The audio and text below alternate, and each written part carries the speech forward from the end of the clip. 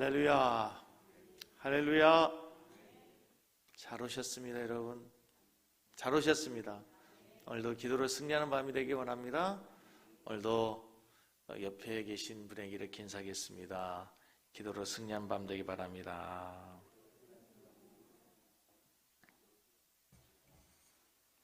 저는 우리 섬기는 교회 철야예배가 더 뜨거운 기도의 밤이 되기를 원합니다. 우리가 기도하면 하나님이 들으실 걸 믿습니까? 정말 믿으십니까? 진짜 하나님이 내 기도를 들으신다 생각하고 물론 믿음을 갖고 하나님 앞에 기도하는 우리 시간들이 되기를 바랍니다. 아멘. 나는 우리 중직들이 기도하는 중직들이 되기 원해요. 말 많은 중직들 말고 기도하는 중직들. 교회는 여러 군들이 많대요. 뭐 일꾼도 많고, 뭐 방해꾼도 많고, 말 많이 하는 말꾼도 많고, 모두 말 많은데요. 무엇보다도 기도하는 기도꾼들, 기도의 용사들이 많아지길 바랍니다. 아멘. 예. 우리 장로님들이 기도의 자리에 있어서 너무나 감사하고, 안수 집사님들이 더 기도의 자리에 많이 나와야 됩니다.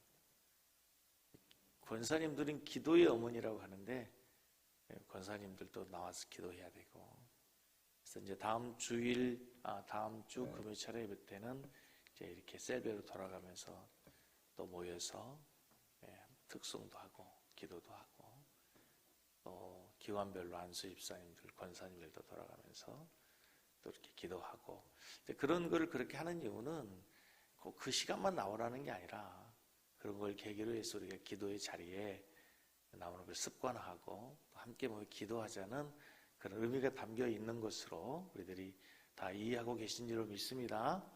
아멘. 네. 오늘 본문 누가복음 잘 아시는 말씀인데요.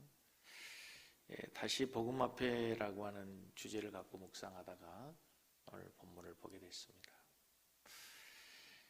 나 같은 죄인 살리신이라는 찬송가를 작사하신 목사님 이름 생각나시죠? 많이 설교 들으셨으니까.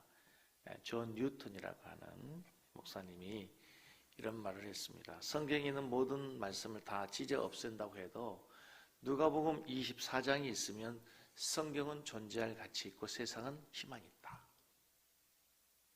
우리 뭐 요한복음 3장 16절도 좋아하고 다 좋아하지만, 근데 목사님이 이런 말을 왜 했을까 생각해 보면은 엠마오로 가는 두 제자는 낙심자, 절망한 자, 그렇죠? 자신의 운명과 미래에 소망이 없다고 생각하는 사람이었습니다. 그런데 그가 예수 그리스도를 만나서 새로운 인생을 살게 되고 새로운 희망의 삶을 시작하는 것으로, 그래서 우리가 이 세상을 살면서 낙심하고 실망하고 좌절하고 우리 인생에 소망이 없고 미래가 없던 사람도 그리스도를 만나면 얼마든지 우리 인생의 미래와 운명이 바뀌어질 수 있다. 그런 의미에서 오늘 본문이 중요하다 강조한 것 같습니다.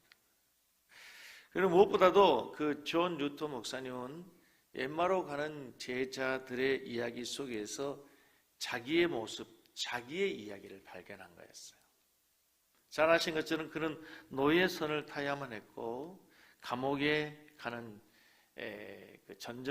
감옥에 가는 그런 아주 비참한 삶을 살았던 그에게는 스스로 생각하기를 소망이 없는 삶을 살고 있었습니다.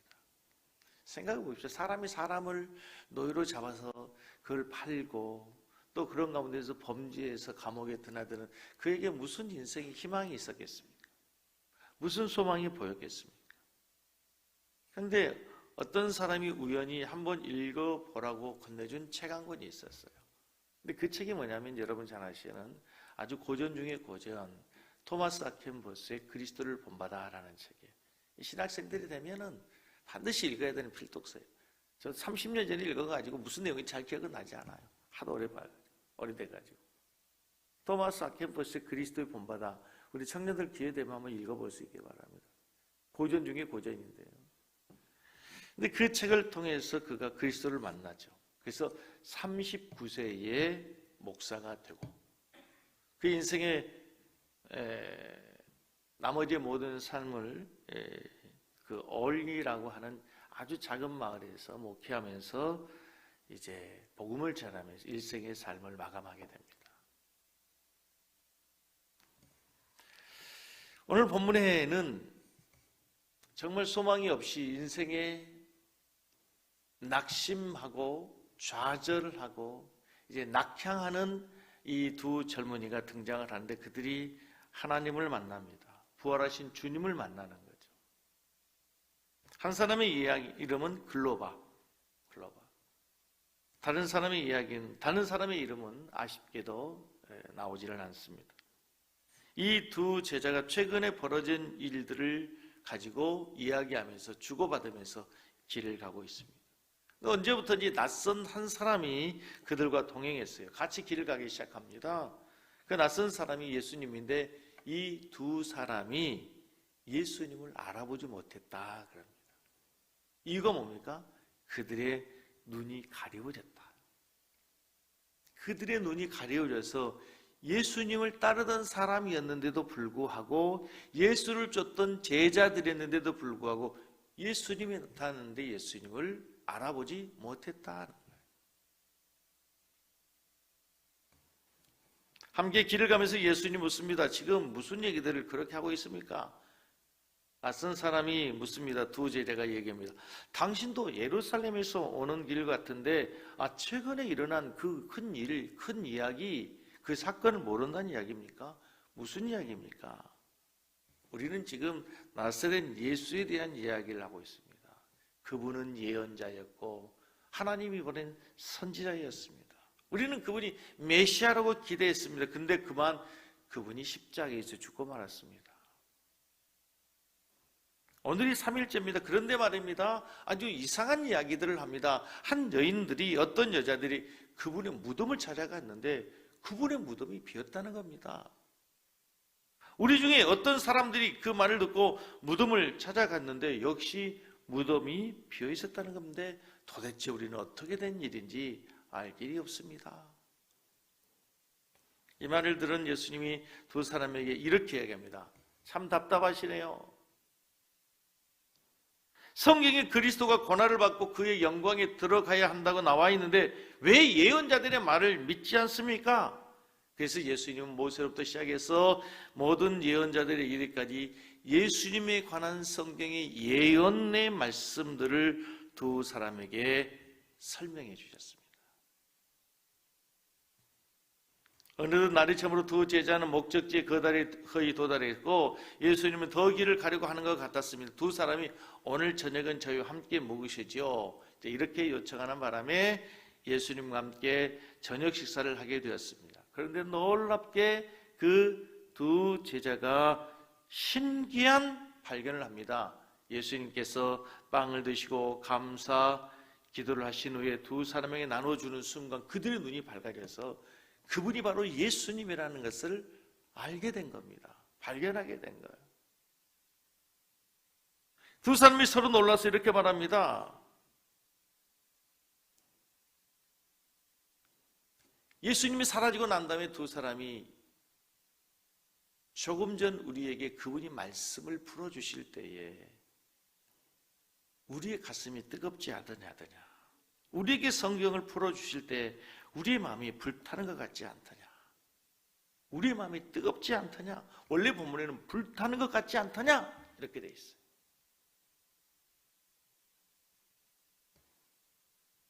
저는 오늘 본문을 보면서요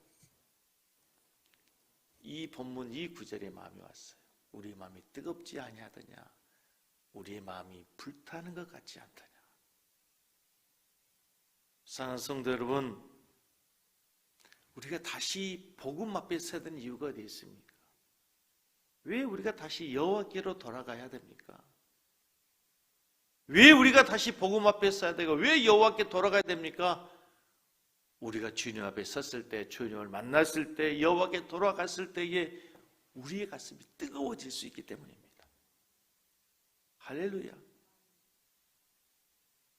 여러분이 주님을 만났을 때, 여러분에게 주님이 오셨을 때에, 하나님의 은혜가 여러분에게 임했을 때에 여러분의 가슴이 뜨거웠지 않습니까? 우리의 가슴이 뜨거웠고 우리의 영혼이 뜨거웠고 우리의 심장이 뜨거워지지 않았습니까?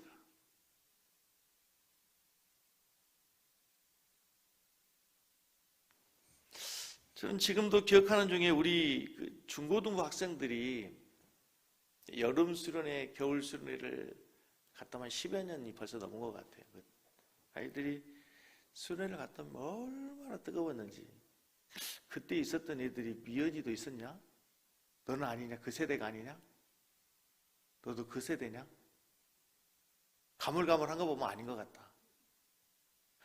주경이, 우리 아이들이 수련회를 갔다면 얼마나 뜨거워. 우리 윤주 이런 애들이 차라리 어른들은 냉랭하게 하고 있는 애들이 막 뜨거워가지고 가고 나면 예배당 무릎에 앉아서, 예배당 바닥에 무릎 꿇고 앉아가지고 막 밤새도록 기도했던 그 모습, 그게 뜨거움입니다. 뜨거움.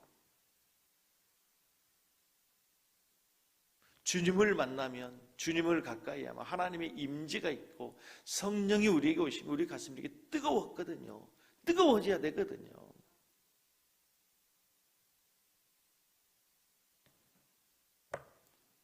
아무리 우리가 주님을 만나서 뜨거운 가슴을 가지고 있고 뜨거웠고 첫사랑이 뜨거웠고 하나님 말씀에 은혜가 뜨거웠다 할지라도 기도가 뜨거웠다 할지라도 이것이 영원히 지속되면 얼마나 좋겠어요. 아무리 뜨거운 장작불을 피우다가도 계속 연료를 공급해 주지 않으면, 나무를 넣지 않으면 그 불은 언젠가는 사그라들어요. 하나님의 은혜의 불도 똑같아요.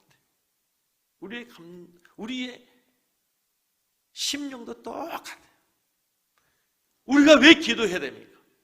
왜 말씀을 가까이 해야 됩니까? 왜 예배를 사모해야 됩니까? 은혜의 자리에 왜 와야 됩니까?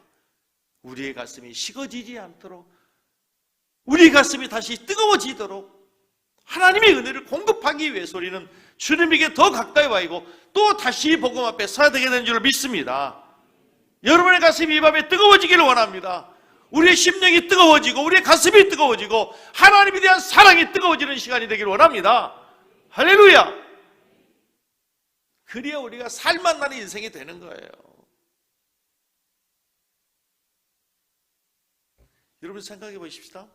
코로나 이전과 이후에 우리 먹는 것이 달라졌습니까? 안 달라졌습니까? 코로나로 인해서 물론 경제적인 어려움을 겪고 계신 분도 있겠지만 갑자기 소고기 먹는 분이 갑자기 고기 못 먹고 쌀밥 먹던 분이 쌀밥 드시던 분이 보리밥 드시고 그런 분은 없으시잖아요.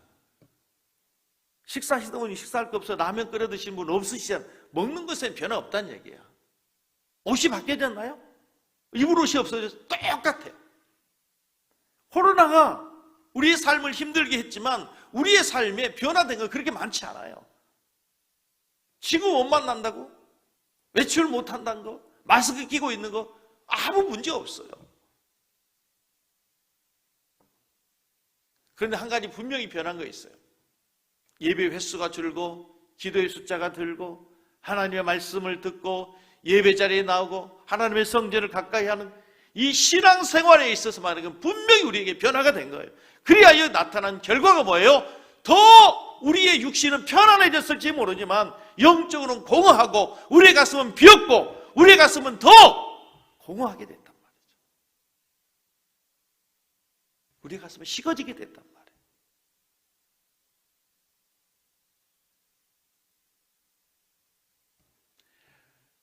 우리의 육신의 삶은 변함이 없는데 우리의 육신의 삶은 더 편안해지고 그래서 더 행복해야 되고 즐거워해야 되는데 우리의 삶은 그렇지 않다는 거예요. 한 가지 분명한 진리는 우리의 육신적인 삶을 살아가면 살아갈수록 영적인 삶은 공고해지고 고뇌지고 우리의 가슴은 식어지고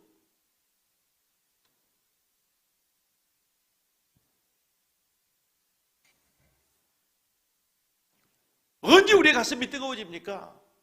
주님의 말씀을 들을 때에 주님의 말씀을 풀어주실 때에 우리 가슴이 불 붙는 것 같지 않더냐? 우리 가슴이 뜨겁지 않더냐? 하나님 말씀을 듣고 기도하고 찬양하고 예배할 때 여러분 우리 가슴이 뜨거워지게 된 줄 믿습니다. 그 밤이 이 밤이 되기를 원합니다. 오늘 밤 여러분의 가슴이 다시 불 붙는 것처럼 뜨거워지는 밤이 되기를 원해요. 할렐루야.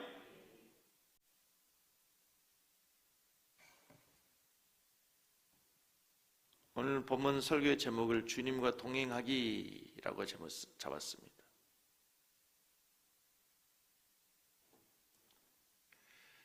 오늘 말씀을 읽으면서 아쉬운 마음이 드는 게 왜 두 사람은 처음부터 예수님을 알아보지 못했을까요?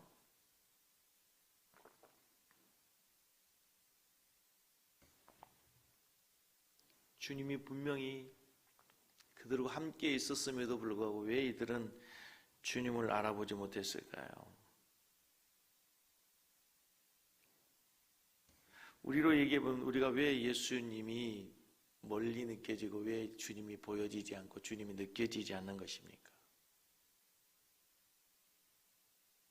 주님은 변함없이 늘 우리와 함께 하시겠다고 약속하셨고 지금도 임마누엘 하나님으로 우리와 함께하고 계신 줄로 믿습니다.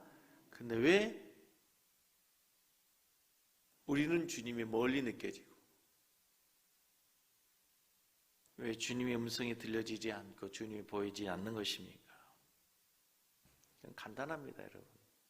우리의 영적인 무관심입니다. 무관심.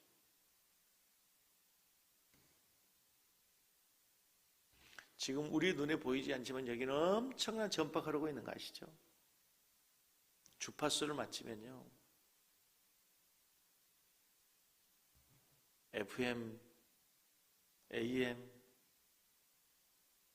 TV, 인터넷, 수많은 주파수, 수많은 전파가 이게 우리 눈에 보이지 않지만 엄청나게 흐르고 있습니다.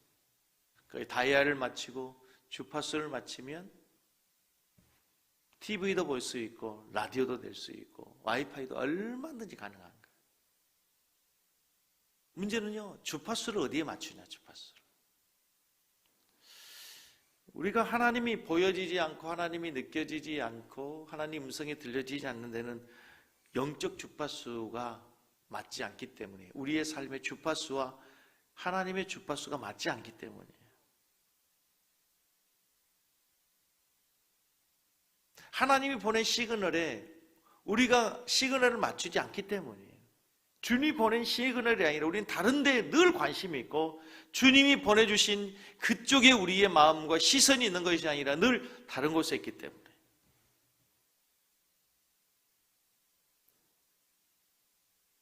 비슷한 이야기인데 두 번째는요, 영적인 불순물이 너무 많이 껴있는 거예요.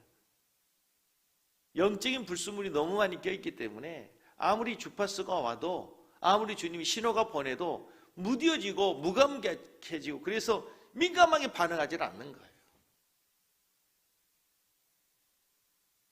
세상의 관심, 세상의 쾌락, 육적인 정욕, 그 모든 것들 우리의 영혼을 가리우고 있어서 주님이 보이지 않는다는 것입니다. 그래서 우리에게 오늘 이 밤에 필요한 게 뭐예요? 영적 세정이 필요한 거예요. 그걸 우리가 신앙적 단어로 회개가 필요하다는 거예요. 회개. 오늘도 여러분의 눈에서 여러분의 심령에서 통회하고 자복하는 눈물이 터지기를 원하고 여러분 마음속에 있는 영적 때들이 지워지기를 원하고 묵은 때가 새로워지기를 주의 이름으로 축복합니다. 할렐루야. 사도 바울의 눈에서 눈의 비늘이 벗겨진 것, 그것이 영적 때가 벗겨지는 거예요. 육적인 눈이 벗겨지는 거예요.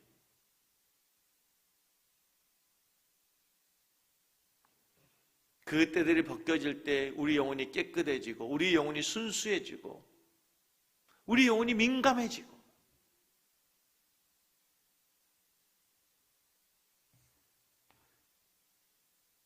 성경에 예수님과 동행했던 사람들의 이야기가 많이 나오죠. 대표적인 사람이 에녹이라는 사람이죠. 창세기 5장 23절로 24절 보면 에녹은 하나님과 동행했습니다. 365년을. 자, 365년 어떻게 하나님과 동행할 수 있었을까? 창세기 6장 9절에 보면 여러분 잘 아는 노아라는 사람이 있는데 노아에 대해서 성경이 이렇게 얘기합니다. 하나님과 동행한 사람이었다. 노아가 하나님과 동행했다는 거예요. 동행한다는 말이 무슨 말입니까? 간단합니다. 같이 행한다. 같이 길을 간다. 여러분, 하나님과 동행하기 위해서, 주님과 동행하기 위해서 가장 중요한 게 뭘까요? 같이 동행한다는 얘기는 방향이 같다는 거죠. 그렇죠? 같이 동행한다는 말은 방향이 같은 거죠. 부산으로 가는 사람과 동행하기 위해서는 경부선을 타야지 전라선을 타면 안 되는 거예요. 영동선을 타가지고는 절대로 부산 가는 주님과 동행할 수가 없어요. 아모스 3장 3절 두 사람의 뜻이 같지 않는데 어찌 동행할 수 있겠느냐. 뜻이 같지 않는데 방향이 같다는 것은 뜻이 같다는 거예요. 두 사람이 같은 방향으로 가기로 서로 동의하지 않으면, 방향을 맞추지 않으면, 가는 목적지, 방향이라는 게 뭐예요? 목적지라는 거죠. 목적지가 맞지 않으면 동행할 수 없다는 거예요, 여러분. 우리 인생의 목적지가 주님이 원하시는, 주님이 말씀하시는 목적지와 같기를 바랍니다. 그래서 우리가 주님과 동행하기 위해서는 주님과 방향이 같고 주님과 목적지가 같은데 주님은 영이시거든.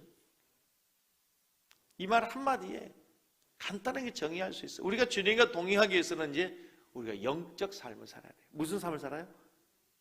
무슨 삶을 살아요? 영적인 삶을 살아야 돼요. 우린 육신을 가지고 있어요. 우린 육신을 무시할 수 없어요.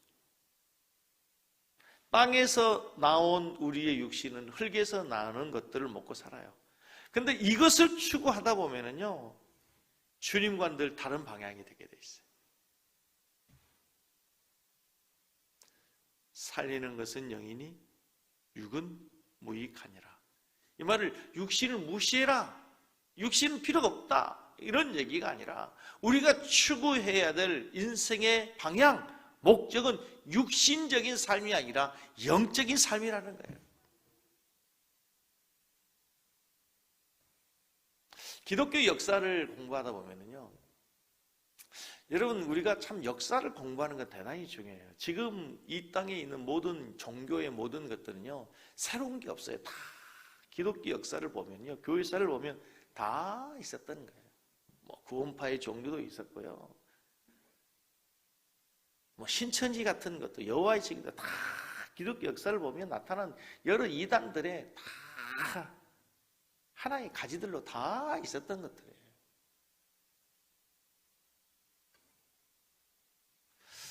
근데 기독교 역사를 보면서 참 중요하게 한 가지 내린 결론이 뭐냐면요, 항상 뭔가에 치우친 것은요, 지나친 것은요, 항상 문제가 있어요. 한쪽을 지나치게 강조하다 보면, 너무 육신적인 것을 강조해도 이게 문제고 너무 영적인 것만을 강조해도 문제. 이것이 항상 균형과 밸런스를 유지해야 되되, 우리 신앙의 핵심, 우리가 추구하는 말씀 안에서 우리의 삶의 본질은 뭐냐면 육신적 삶이 아니고 육신을 영으로 절제하고 이걸 무시하라는 얘기가 아니에요. 절제하고 영적인 삶을 추구해 갈 때에 건강한 신앙, 건전한 신앙이 될 수 있다는 사실을 믿으시기 바랍니다. 아멘? 이 육신적인 삶을 너무 강조해버리면 뭐가 되는 거예요? 이제 기복신앙이 되는 거고 육적인 삶이 돼버리는 거죠. 성경에서 우리의 육이 굉장히 타락한 본성을 갖고 있는 우리 육신은 죄성을 갖고 있다고 생각해요. 죄성을.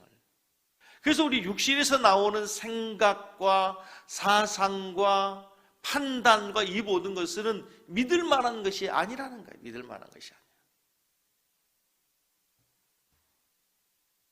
아무튼 중요한 것은 여러분, 우리가 주님과 동행하기 위해서 가장 중요한 게 뭐냐? 방향이 같아야 되는데, 주님과 동행하기 위해서는 주님이 영적인 분이시기 때문에 여러분이 보다 더 영적인 삶으로 여러분의 방향이 날마다 가까이 다가갈 수 있기를 주의 이름으로 축복합니다. 동행한다는 말은 또 다른 말이 친밀한 거죠. 여러분이 제일 어색할 때가 언제입니까? 저는 엘리베이터를 탈 때 있잖아요. 모르는 사람하고 엘리베이터 타면 얼마나 어색한지 모르겠어요. 그거 한 1분도 안 되는 사이거든요. 근데 왜 이렇게 어색합니까, 여러분? 그죠? 근데 그분과 같은 엘리베이터를 탔지만 그분과 동행하는 겁니까? 나 그분과 동행했어, 그런 얘기 안 쓰죠. 그건 동행이 아닌 거예요. 왜? 교제가 없으니까 동행이 아닌 거야. 그것은 그냥 같은 엘리베이터를 탔을 뿐이지 동행이 아닌 거예요. 그거는 동행이라고 얘기하지 않아요. 동행한다는 얘기는 뭐예요? 교제가 있다는 얘기예요. 동행한다는 얘기는 뭐예요? 친근하다는 얘기예요. 동행한다는 얘기는 뭐예요? 그 사람과 대화가 있고 그 사람과 관계가 더 깊어진다는 거예요. 여러분 주님과 동행하시기 바랍니다. 주님과 동행하시기 바랍니다. 뭘 물어본지 뭘 말씀하시는지 알고 아멘을 하시는 거죠? 주님과 더 가까워지라고, 친밀해지라고, 대화하시라고, 교제하시라고. 그게 주님과 교제하는 거예요. 주님과 교제하십시오. 오래전에 그 페이스북에 올라온 글을 보았는데요. 옛날에 봤던 글인데 다시 보게 됐어요. 설교를 좀 다시 보게 됐어요. 이게 실화입니다. 실화. 워싱턴 포스트지에서 사람들의 인식 능력을 알아보는 시험을 한 것인데요. 복잡한 출근길에서 많은 사람들이 우리가 얼마나 아름다운 것을 인식하고 그 바쁘게 살아가는 과정 속에서 우리가 얼마나 아름다운 것을 인식할 수 있고 얼마나 감사할 수 있고 얼마나 천재성을 알아볼 수 있는지를 실험한 거예요. 어느 추운 날 한 남자가 워싱턴 DC역에서 바이올린을 꺼내서 바흐를 연주하고 있었습니다. 바흐를 연주하기 시작했어요. 3분 뒤 어떤 중년 남자가 그 앞에서 잠시 발걸음을 멈추더니 그냥 가버렸습니다. 4분 뒤 어느 여성이 $1를 던져주면서 그냥 지나갔어요. 가다가 잠시 벽에 기대고 그의 연주를 듣더니만 이 손목에 있는 시계를 보더니 약속 시간이 생각났는지 바빴는지 다시 가던 발걸음을 재촉해서 지나가 버렸습니다. 그의 음악을 가장 감명 깊게 들었던 사람은 아주 어린아이 남자아이였어요. 아이가 가다가 길을 멈춰서 계속 그 연주하는 음악을 듣고 있는 거예요. 근데 같이 가던 엄마의 재촉에, 엄마가 재촉하는 바람에 그 아이도 오래 서 있지 못했지만 아이는 가면서 계속 그 연주하는 연주자의 음악을 들으면서 못내 아쉬워하면서 가는 거예요. 그가 바하곡을 연주한 지 45분 동안 잠깐이라도 그의 앞에 멈춰 섰던 사람은 단 6명.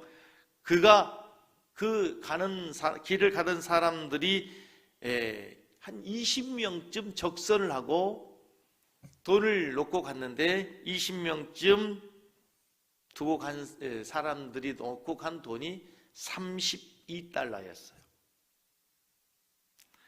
연주를 마쳤는데도 아무도 박수 치는 사람이 없었습니다. 그런데 놀랍게도 그날 연주를 한 그 워싱턴 DC역에서 연주를 한 사람은 지금 실제로 살아있는 세계적인 최고의 바이올리니스트 조슈아 벨이라고 하는 사람이었어요. 이틀 전 그 사람이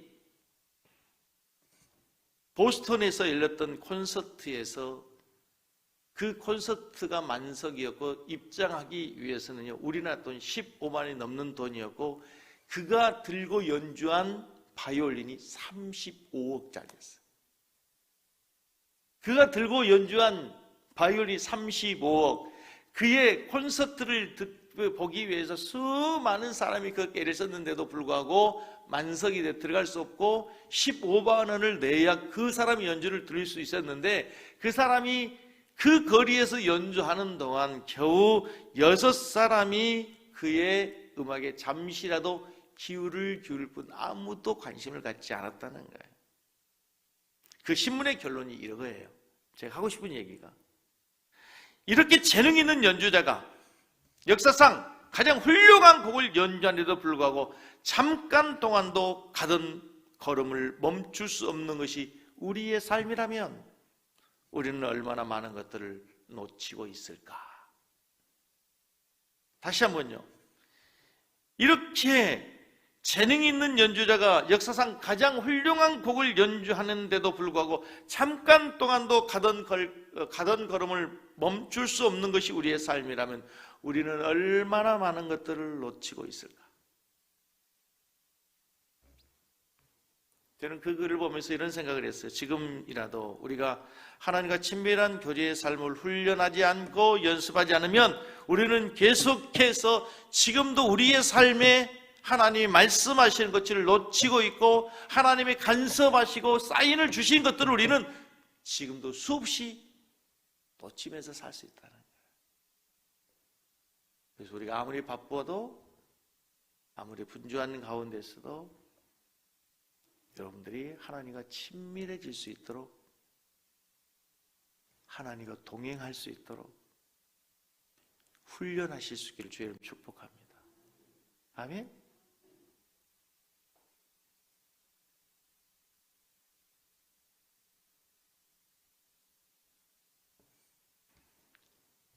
하나님께서 우리에게 지금도 계속해서 사인을 보내시고 간섭하심에도 불구하고 우리가 그분의 사인에 반응하지 않고 전혀 알아들을 수 없다. 우리는 얼마나 인생에서 돌이킬 수 없는 손실을 입고 있는 것입니까?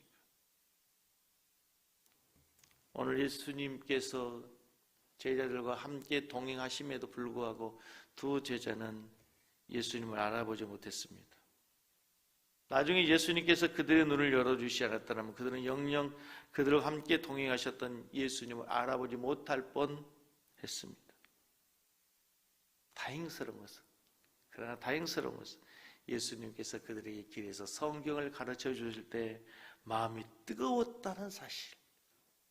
우리가 지금까지 주님을 믿고 살았고 주님과 동행하지 못했고 주님이 주신 사인을 받지 못했다 할지라도 이제 앞으로 우리의 삶에서 주님의 말씀을 들을 때에 주님을 가까이 할 때 기도할 때 여러분의 가슴이 다시 뜨거워지고 여러분의 삶이 다시 새로워질 수 있는 은혜가 있기를 주님의 이름으로 간절히 축복합니다.